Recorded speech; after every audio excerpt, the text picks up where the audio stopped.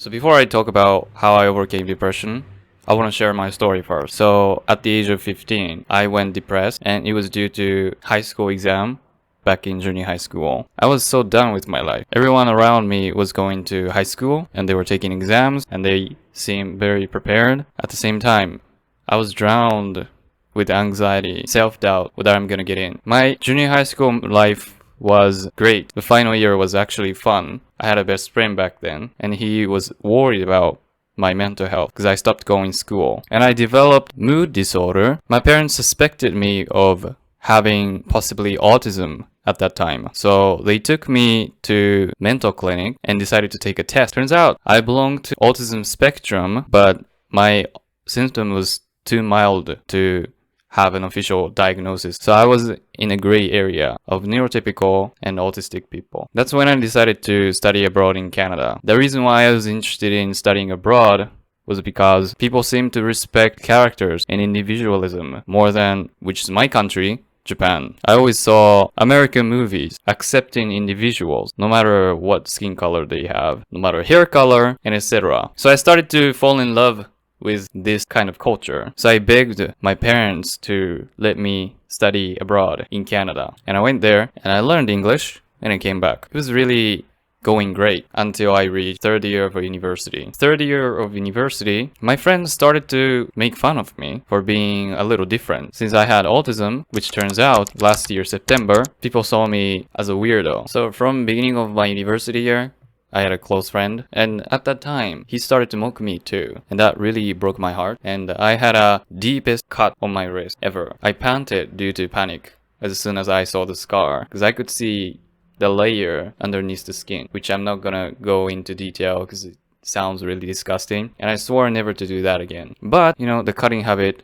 which I had developed from junior high school kept going. So I started to think that I had a problem. You know, everyone around me didn't have the deepest cut ever in their life. Everyone seemed so happy around me. And I would blame my autism for the problems I have, but it wasn't helping me any good. So I realized that I had to change myself. If the environment doesn't change, I had to change myself. So that's how I started to study psychology and mental health problem. And that's how I met ACT, which is short for Acceptance and Commitment Therapy. Today I'm going to show you how to implement ACT. And hopefully you can implement that in your life if you're currently depressed. So ACT, also known as Acceptance and Commitment Therapy, the basic idea is to accept the feelings you have and what to do with it. So accept and commit. Basically, ACT consists of 6 principles. Number 1 is called diffusion. So whenever you make a mistake, for example, you might be drowned with a thought, something like, you're a mistake, you can't do anything right, I'm a failure. Those negative thoughts might be inside your head when you make a mistake. Diffusion is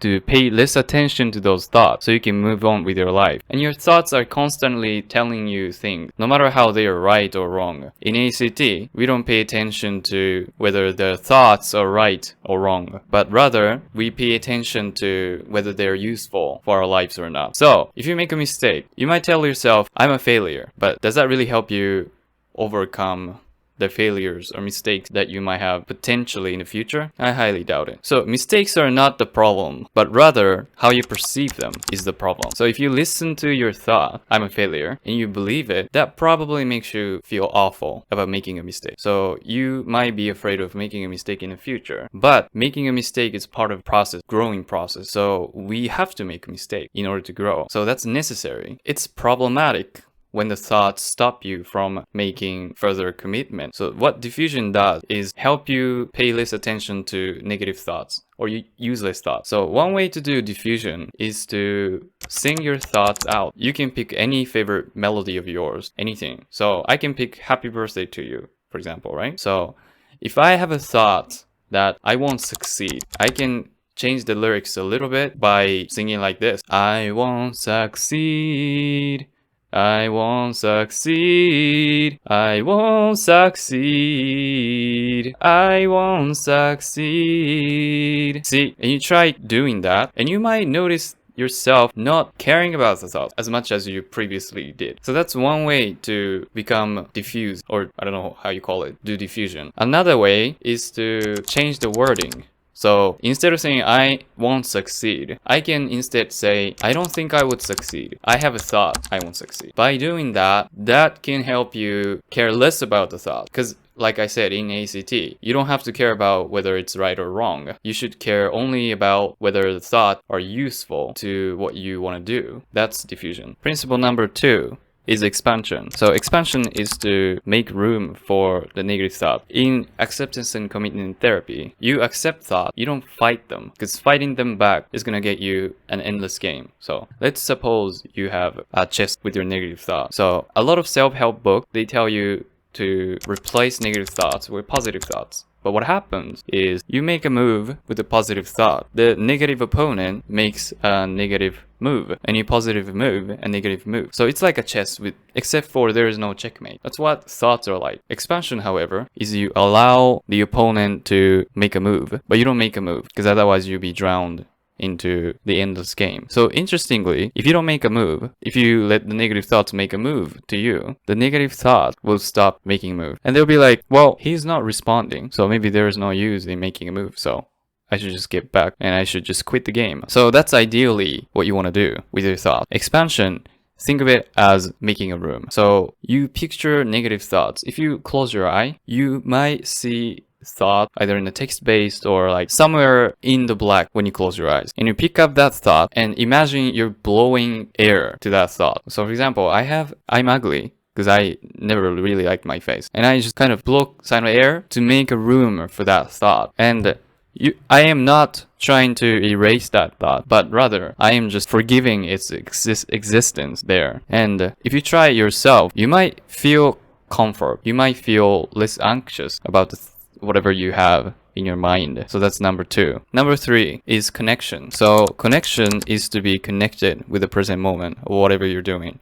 So it is very close to what mindfulness, which is to pay attention to the present moment as much as you can. Connection, you try to be as mindful as possibly can. What a lot of us in modern society do is we always do multitasking. So even if you're watching TV, you might be using your phone. Even if you're talking to your spouse, you might be thinking of a TV show you want to watch. So we don't recognize usually, but subconsciously, we are doing multitasking all the time. And it's not your fault. This modern society makes you do this. Digital age, everyone's busy in their head. So connection, you can start with small things. For example, maybe you're washing your dish. Instead of listening to the music while you wash your dish, which I sometimes do, you pay attention to the water hitting your hand, how cold or hot or warm the water is. Maybe you smell the soap, dish soap. Does it smell sweet? Does it smell bitter? Does it smell sour? You pay attention to every detail. You use your 5 senses as much as you can. And by being in present moment, that can decrease your anxiety overall. Number 4 is to invite your observant self. So we have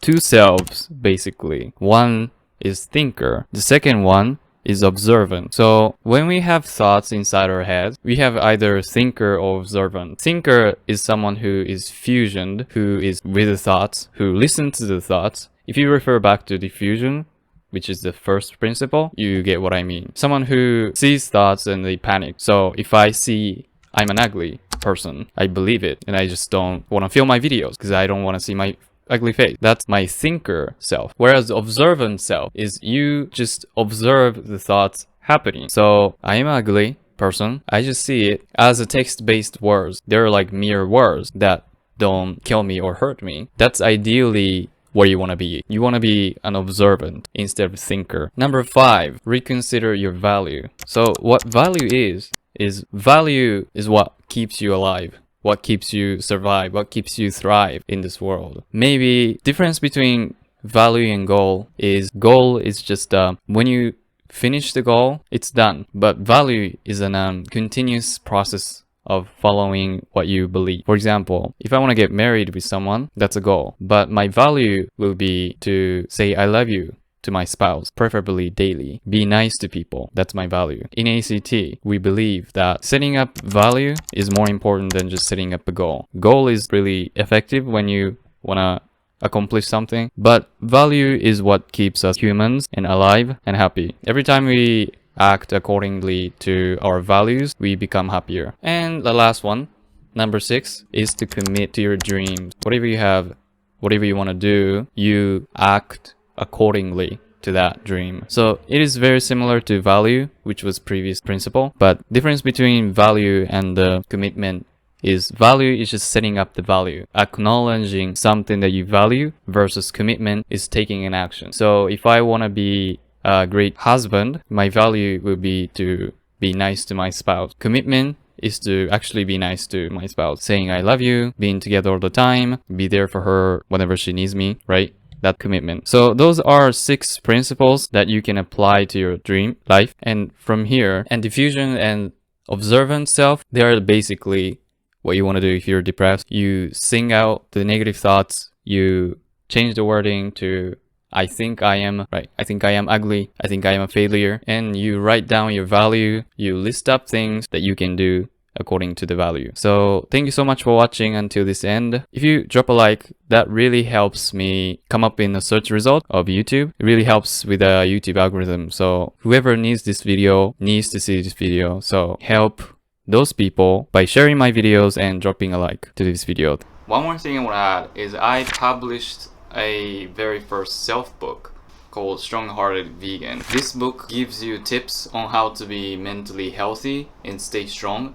as a vegan in this non-vegan world. So this is the front cover and this is the back cover. So if you're struggling with making friends or how to be mentally healthy as a vegan in this non-vegan world, this book teaches you many psychologically proven ways to help you become mentally healthier. If you're looking for something to get out of this dystopia you might be having, this book is something that I recommend. I'll leave the link in the description below so you can check it out. Thank you so much. That was a promotion. Thank you. Thank you so much for watching and I'll see you in the next one. Until next time.